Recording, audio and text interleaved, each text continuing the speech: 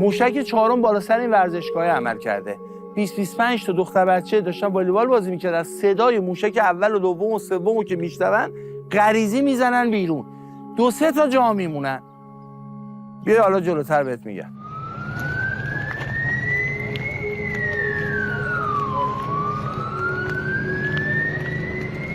حمله موشکی رژیم صهیونیستی به شهرستان لامر سالن شهید نمی.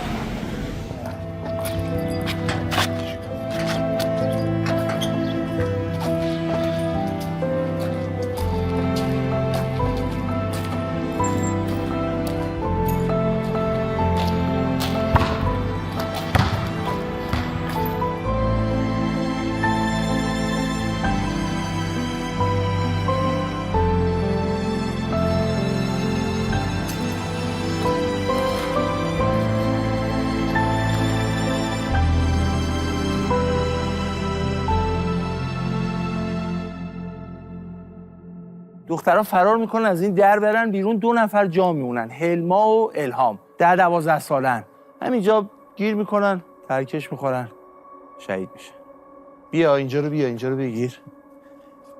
اینجا 16-17 نفر داشتن توی این زمین چمنه بچه داشتن بازی میکردن.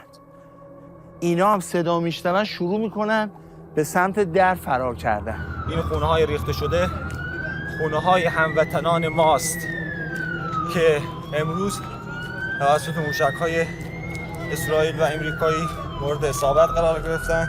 اینجا 3 نفر شهید میشن. بیا به مربیشون محمود نجفی اینجا افتاده، یه ذره اونورتر عبدالمصوره، یه ذره اینورتر ایلیاس که میخوره زمین. موقعی که زد ما داخل زمین چمن بودیم، دم در زمین چمن. خب من و رفیقم دویدیم زیر سایبون. اونجا چرا رفتی؟ فرار کرده بودیم. آقای نجفی تا اینجا رسید به ما سری اشاره کرد سری بیاید بیرون، اونجا خطرناک. ما اومدیم بیرون، تا اینجا که رسیدم موج به دستم خوردی که میرفتم عقب‌تر. بعدش یه ترکش خورد زیر گل. بعد سری رفتم پشت آب سرد کن. بعد که صدای انفجارها همه تموم شد رفتم اونجا پیش عبدالمصور. کجا بود؟ اینجا افتاد. می پشت کمرش بکنم خورد. داشت بهم میگفت کمکم کن. ایلیا کجا بود؟ ایلیا هم اونجا افتاد. اینجا؟ آره اینجا افتاده بود، ترکش از اینجا خورده بود، اینجاش بیرون اومد.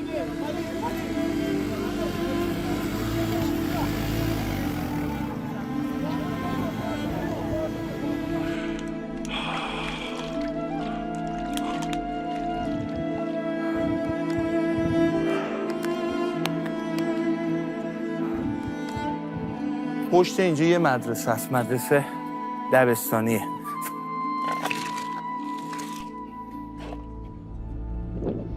بیا اینجا رو بگیر. ساعت 5 بعد از ظهر بوده، ساعت 5 بعد از ظهر بوده، مدرسه تعطیل بوده. خدا رحم کرده وگرنه یه میناب دوم اینجا میشد. بیا از اینجا بگیر. در اینجا قفله نه؟ بیا اینجا بگیر. اینجا اتاق مدیره. اینا کتاباشون سوخته اینجا بوده. بیا اینا رو بگیر، اینا خراب میشه. این حیاط مدرسه است.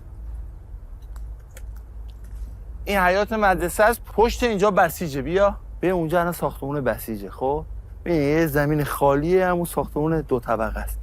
اصلا هدف نظامی نبوده. اگه می‌خواست نظامی بزنه باید این ساختمون رو یه موشک میزد با خاک یکسان می‌کرد. عین تهران کلانتری میزنه، ایست بازرسی میزنه، ساختمون بسیج میزنه.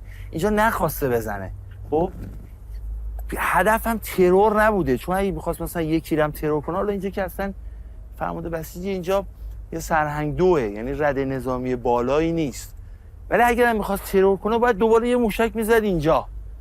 این نوع موشکی که اومده 180,000 تا اومده ترکش زده برای گرفتن تلفات بالاست، نه برای ترور یا برای زدن مثلا یه جای نظامی. حالا این شهر که اصلا یه شهر صنعتیه، یعنی نه شهر موشکی داره، نه شهر چه میدونم زیرزمینی داره، نه یگان دریایی داره، نه پهپاد داره، نه شهباد داره. یه شهرستان معمولیه که کل نظامیش همین ساختمون بسیجه. گرفتی چی میگم؟ یه نظامی اینجا کشته که هیچی، مجروح هم نشده، فقط مردم. یعنی عین این 170-80 نفری که مجروح شدن و 21 نفری که شهید شدن همه غیر نظامی هن. همه مردم عادی هن.